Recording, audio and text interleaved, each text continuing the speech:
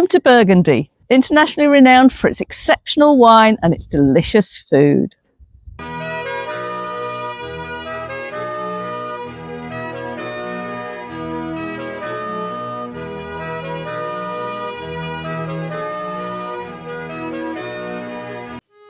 This imposing 15th century clock tower marks the entrance to Avallon, where we started our Burgundy visit.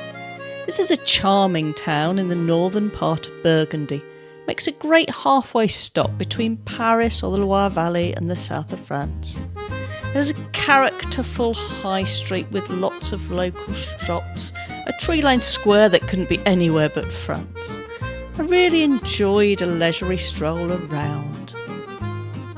The Romanesque 11th century church is part of the Santiago de Compostela pilgrimage route.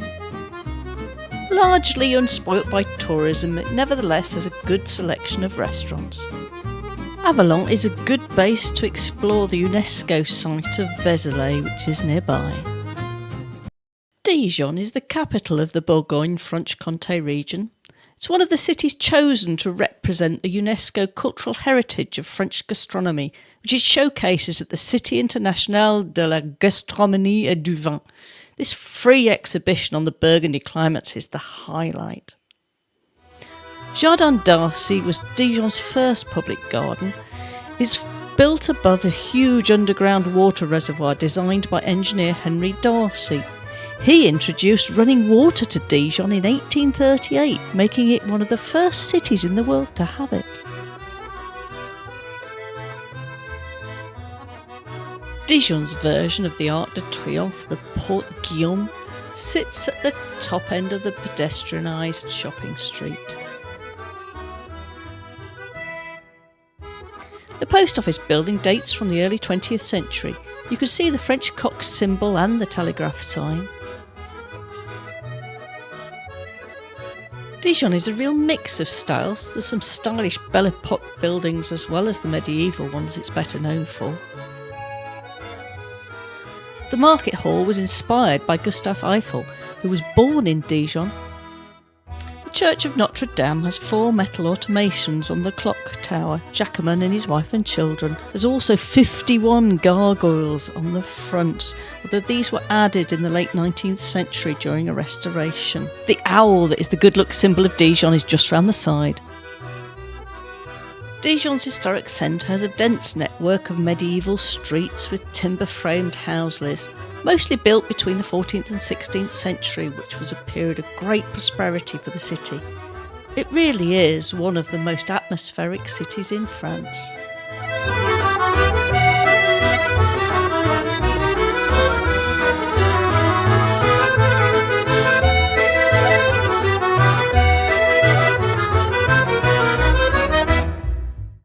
The Palace of the Dukes and Estates of Burgundy is the former ducal residence.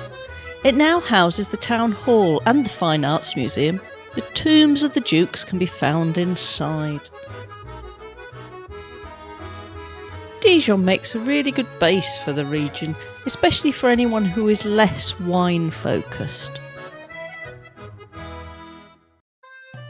Nuits-Saint-Georges sits halfway between Dijon and Beaune. It's a delightful town once you're away from the main road. Originally called Nuits after the walnuts grown in the area, it got the St. George add-on after its most famous vineyard.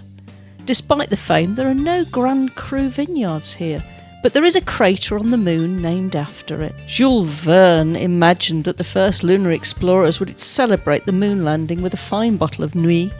So in 1971, to commemorate the prediction, Apollo 15 astronauts named one of the moons cratered after the town.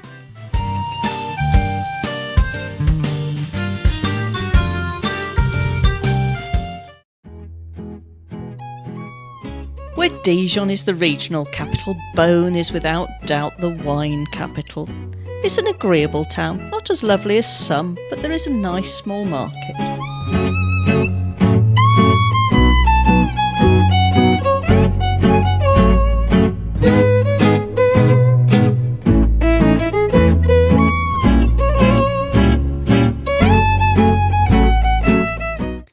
The main site here is the Hospices de Beaune, Originally opened as a hospital in 1443, it's a beautiful Flemish-influenced Gothic building with a quite remarkable roof. You can visit the old hospital rooms. It's worth taking a guided tour or getting an audio guide to make the most of the visit. It's very much a religious establishment, with the beds being set in such a way that the patients could attend Mass without leaving their beds.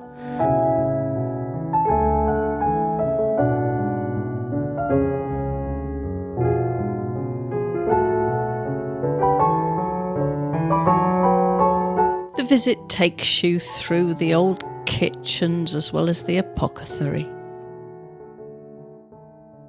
As well as the beautiful building, the importance of the organisation comes from its wine.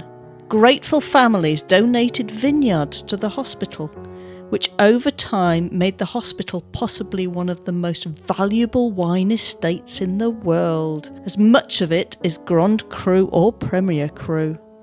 The annual auction it holds for this wine sets the global price for Burgundy. Beaune has a pleasant shopping area and lots of very good restaurants.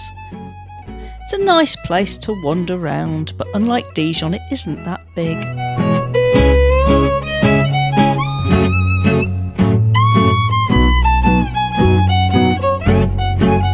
One thing you can't get away from here is wine, so obviously we had to go to a wine tasting. There's no shortage of wine tasting in Beaune. We chose Patriarche et Fils. This is one of the most important negociants in Beaune. They don't make wine themselves, they buy it from producers like the Hospices de Beaune. The tasting here includes a visit to their underground caves. They have 5 kilometres under the city. The visit only includes about 500 metres of it, but it's really impressive nonetheless. This place houses 2 million bottles of some of the world's most expensive wine. The €25 visit includes a tasting of 5 different wines presented to you by a sommelier. To really appreciate the area, you have to get out of Beaune and into the smaller villages and the vineyards. Just looking at a map of the area is like reading a very good wine list. Pommard and Meursault and Montrachet. Pick up a map of the Route de Grand Cru for the best circuit. It shows you where the best photo spots are, as well as some of the vineyards.